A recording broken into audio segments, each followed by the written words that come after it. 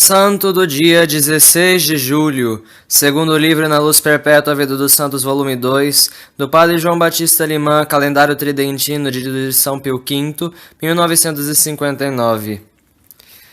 Festa de Nossa Senhora do Carmo. A festa de Nossa Senhora do Carmo prende-se intimamente à ordem carmelitana, cuja origem remonta aos tempos antigos, envolvidos em nuvens de venerandas lendas. A Ordem dos Carmelitas tem por propósito especial o culto da Mãe de Deus, Maria Santíssima, e pretende ter origem nos tempos do profeta Elias. Não é este o lugar de alegar os argumentos pró e contra esta piedosa opinião, ou digamos mesmo, convicção dos religiosos carmelitas. Está fora de dúvida que o paganismo anticristão não estava sem conhecimento das promessas messiânicas.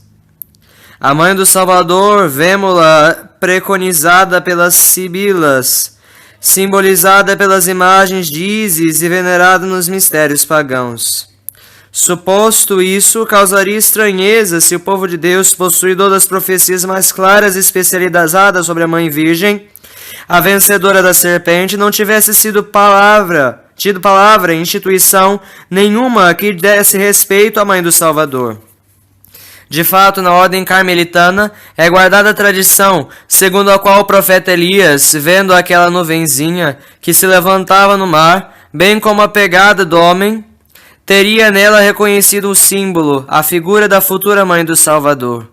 Diz mais a tradição que os discípulos de Elias, em lembrança daquela visão do Mestre, teriam fundado uma congregação com sede no Monte Carmelita, com o fim de declarado de prestar homenagens à Mãe do Mestre.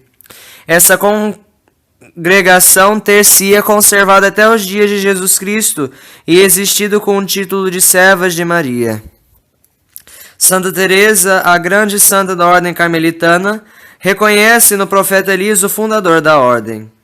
As visões da bem-aventurada Ana Catarina Emmerich sobre a vida de Maria Santíssima ocupam-se minuciosamente da congregação dos servos de Maria no Antigo Testamento. Segundo uma piedosa tradição autorizada pela liturgia, no dia de Pentecostes, um grupo de homens devotos dos santos profetas Elias e Eliseu, preparado por São João Batista para o advento do Salvador, abraçaram o cristianismo e erigiram no Monte Carmelo um santuário à Santíssima Virgem naquele mesmo lugar onde Elias vira aparecer aquela nuvenzinha, anunciadora da fecundidade da Mãe de Deus. Adotaram eles o nome dos irmãos da bem-aventurada Maria do Monte Carmelo. O nome de irmãos da bem-aventurada Maria do Monte Carmelo. Historicamente documentadas são as seguintes datas da Ordem de Nossa Senhora do Carmelo. Foi no século XII que o calabrês Bertoldo, com alguns companheiros, se estabeleceu no Monte Carmelo. Não se sabe se encontraram lá a congregação dos servos de Maria ou se fundaram uma deste nome. Certo é que receberam em 1209 uma regra rigorosíssima aprovada pelo patriarca de Jerusalém, Alberto. Pelas cruzadas, esta congregação tornou-se conhecida também na Europa. 2 nobres fidalgos da Inglaterra convidaram alguns religiosos do Carmelo para acompanhá-los e fundar o convento na Inglaterra, o que fizeram. Pela mesma época, vivia no condado de Kent um eremita que havia 20 anos habitava na solidão, tendo por residência o tronco oco de uma árvore. O nome desse eremita era Simão Stock. Atraído pela vida mortificada dos carmelitas recém-chegados, como também pela devoção mariana, que aquela ordem cultivava, pediu admissão, como noviço, na ordem de Nossa Senhora do Carmo. Em 1225, Simão Stock foi eleito coadjutor-geral da ordem, já então bastante conhecida e espalhada. A ordem começou a sofrer muita oposição, e Simão Stock fez uma viagem a Roma.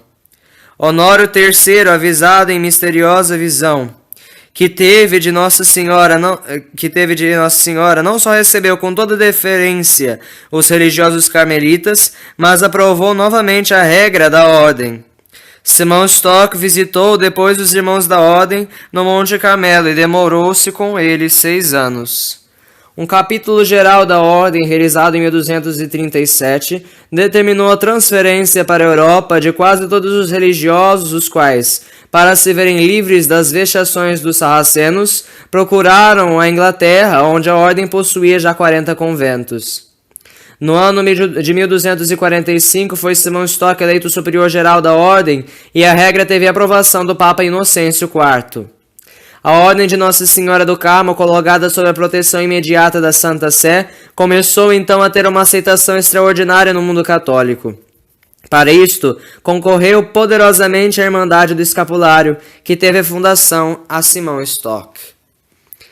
Homem de grandes virtudes, privilegiado por Deus com os dons da profecia e dos milagres, empregou Simão Stock toda a energia para propagar na ordem e no mundo inteiro o culto mariano.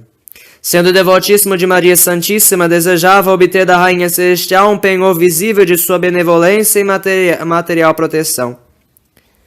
Foi aos 16 de julho de 1251 que, estando em oração fervorosa a renovar o pedido, Nossa Senhora se dignou de aparecer-lhe. Rodeada de espíritos celestes, veio trazer um escapulário. Meu dileto filho, disse-lhe a Rainha do Céu, eis o escapulário que será o distintivo da minha ordem. Aceita-o como um penhor de privilégio que alcancei para ti e para todos os membros da Ordem do Carmo. Aquele que morrer vestido deste escapulário estará livre do fogo do inferno.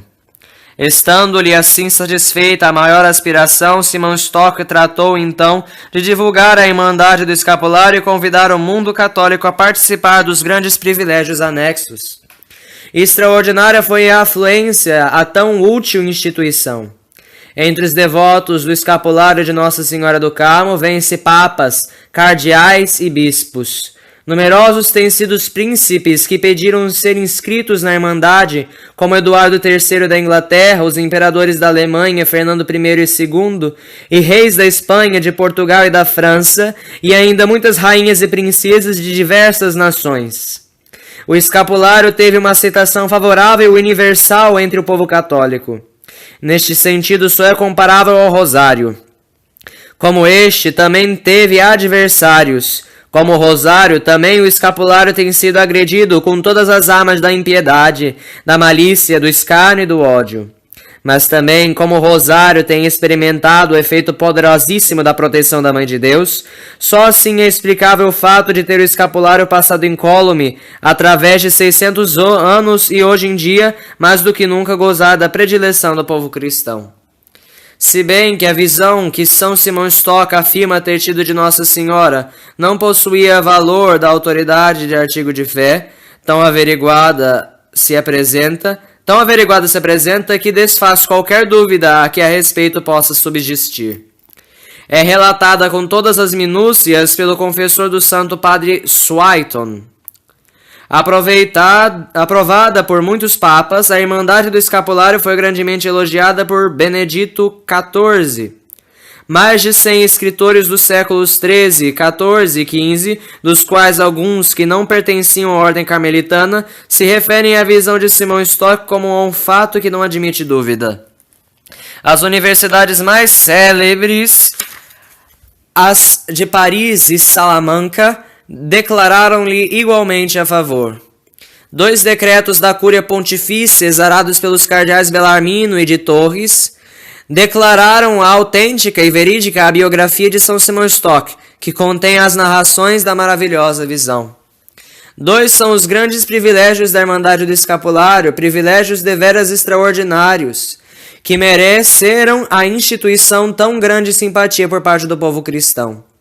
O primeiro desses privilégios, Maria Santíssima frisou bem, quando, no ato da entrega do escapulário, disse ao seu servo São Simão Stock: é este o sinal do privilégio que alcancei para ti e para todos os filhos do Carmelo. Todos aqueles que na hora da morte estiverem revestidos com este hábito, ver-se-ão salvos do fogo do inferno. O sentido desse privilégio é este: Maria Santíssima promete a todos que usam o hábito do Carmo sua proteção especial, principalmente na hora da morte, que decide a sorte da eternidade.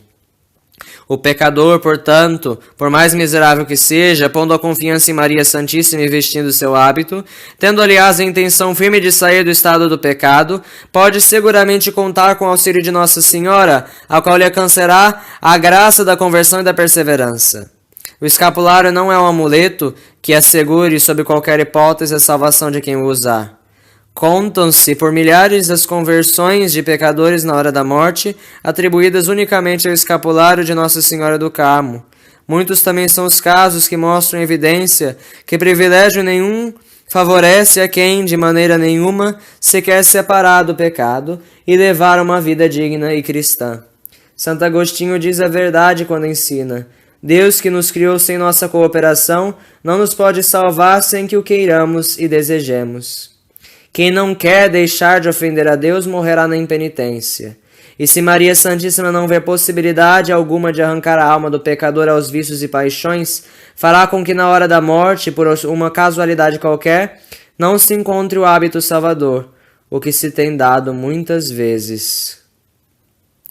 O segundo privilégio é o tal chamado privilégio sabatino. Um decreto da Santa Inquisição Romana, datado de 20 de janeiro de 1613, dá aos sacerdotes da Ordem Carmelitana autorização para pregar a seguinte doutrina: o povo cristão pode crer no auxílio da experimentação das almas dos irmãos, pode crer no auxílio que experimentarão as almas dos irmãos e membros da Irmandade de Nossa Senhora do Carmo, auxílio este segundo o qual todos aqueles que morrerem na graça do Senhor, tendo em vida usado o escapulário, conservado a castidade própria do Estado, recitado o ofício parvo de Nossa Senhora, ou se não souberem ler, tiverem observado fielmente o jejum eclesiástico, bem como a abstinência nas quartas-feiras e sábados, exceto se a festa do Natal cair num desses dias, serão socorridos por uma proteção extraordinária da Santíssima Virgem no primeiro sábado que se lhe seguirá o trânsito, por ser sábado o dia da semana consagrada a Nossa Senhora. Bula Sabatina de João 22, 1322. Desse privilégio faz menção o ofício divino da festa de Nossa Senhora do Carmo, aprovado pelo Papa Clemente X e Benedito XIII. A bem-aventurada Virgem, diz o ofício, não se limitou a acumular de privilégios aqui na terra a ordem carmelitana. Com carinho verdadeiramente maternal, ela cujo poder e misericórdia em toda parte são muito grandes, consola também, como piedosamente se cria, aqueles filhos no purgatório, alcançando-lhes o mais breve possível a feliz entrada na pátria celestial. Para se tornar membro da Irmandade, é necessário que se cumpra as seguintes condições: inscrição no registro da Irmandade, ter recebido o escapulário das mãos de um sacerdote habilitado para fazer a recepção e usá-la com devoção. No caso da mudança de um escapulário velho e gasto por um novo, não carece a bênção. Quem, por descuido, deixou de usar por algum tempo o escapulário, participa dos privilégios da Irmandade, logo que se resolver a pô-lo novamente. Convém rezar diariamente algumas orações marianas, como sejam a ladainha lauretana, ou 6 Padres Nossos e Ave Marias, ou sejam ainda o símbolo dos apóstolos, seguida da recitação de um Padre Nosso, uma Ave Maria, um Glória. As bulas pontifícias nada prescrevem a este respeito desde o princípio, porém se tem observado a praxe de fazer essas devoções diárias. O privilégio sabatino exige ainda que se conserve a castidade própria do estado de cada um e que se rezem as horas marianas. Quem não puder cumprir esta segunda condição, observe a abstinência de carnes nas quartas-feiras e sábados. As duas obrigações de recitar o ofício mariano e a abstinência de carne nas quartas-feiras e sábados podem, se para isso subsistirem razões suficientes, ser comutadas em outras equivalentes. Aos sábados, o Papa Pio X concedeu o seguinte privilégio: para se tornarem membros da Irmandade de Nossa Senhora do Carmo, é suficiente que usem o escapulário bento por um sacerdote que possua a faculdade respectiva.